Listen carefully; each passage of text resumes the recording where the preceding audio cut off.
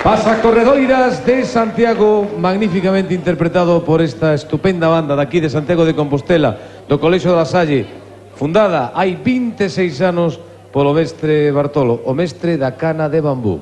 Non nos esquecemos. Mestres, un aplauso, por favor, para eles. Unha das bandas máis antigas de Galicia, posiblemente a máis antiga en activo nestes momentos, a banda de Gaitas de la Salle. Moi boas noites.